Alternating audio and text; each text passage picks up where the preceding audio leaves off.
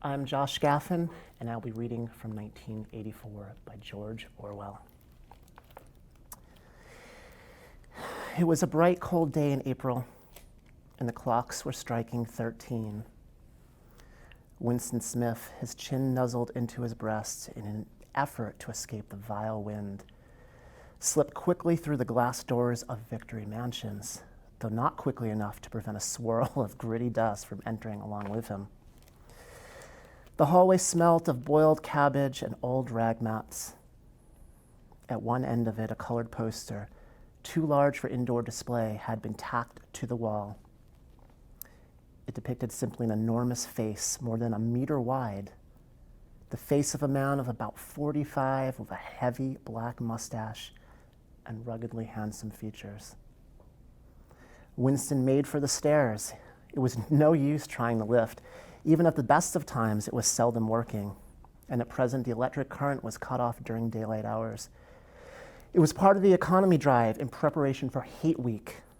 The flat was 7 flights up, and Winston, who was 39 and had a varicose ulcer above his right ankle, went slowly, resting several times on the way. On each landing opposite the lift shaft, the poster with the enormous face gazed from the wall. It was one of those pictures which are so contrived that the eyes follow you about when you move. "Big Brother is watching you," the caption beneath it ran. Inside the flat, a fruity voice was reading out a list of figures which had something to do with the production of pig iron. The voice came from an oblong metal plaque like a dulled mirror which formed a part of the surface of the right-hand wall. Winston turned a switch, and the voice sank somewhat, though the words were still distinguishable. The instrument, the telescreen it was called, could be dimmed, but there was no way of shutting it off completely. He moved over to the window, a smallish, frail figure, the meagerness of his body merely emphasized by the blue overalls, which were the uniform of the party. His hair was very fair, his face naturally sanguine, his skin roughened by coarse soap and blunt razor blades and the cold of the winter that had just ended. Outside, even though the shut window pane, the world looked cold. Down in the street, little eddies of wind were whirling dust and torn paper into spirals, and through the sun was shining and the sky a harsh blue. There seemed to be no color in anything except the posters that were plastered everywhere. The black mustachioed face gazed down from every commanding corner. There was one on the house front immediately opposite. "Big Brother is watching you," the caption said, while the dark eyes looked deep into Winston's own. Down at the street level, another poster, torn at one corner, flapped fitfully in the wind, alternately covering and uncovering the single word, "Ingsoc."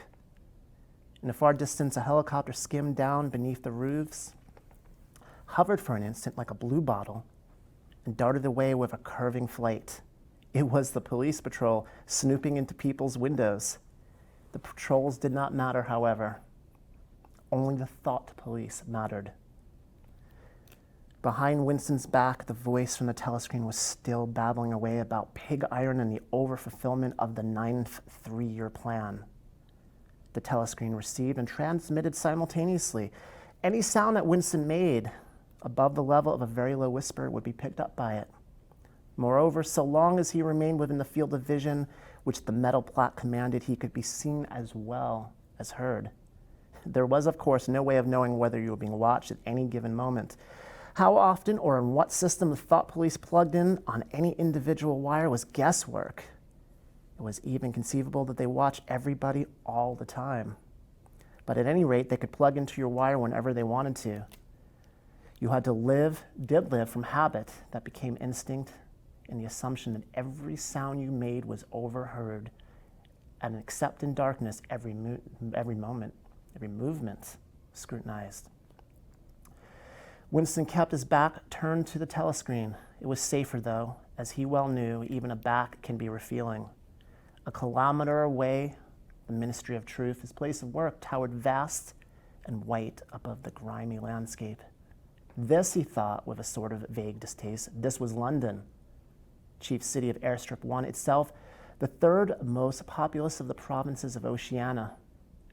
He tried to squeeze out some childhood memory that should tell him whether London had always been quite like this. Were there always these vistas of rotting 19th century houses, their sides shored up with balks of timber, their windows patched with cardboard and their roofs with corrugated iron, their crazy garden walls sagging in all directions?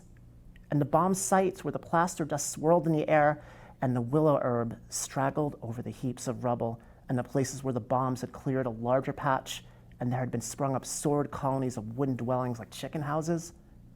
But it was no use.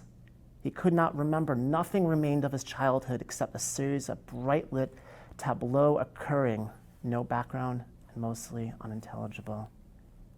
The Ministry of Truth, mini-true in Newspeak, was startlingly different from any other object in sight. It was an enormous pyramidal structure of glittering white concrete soaring up, terrace after terrace, 300 meters into the air. From where Winston stood, it was just possible to read, picked out on its white face in elegant lettering, the three slogans of the party: war is peace, freedom is slavery, ignorance is strength.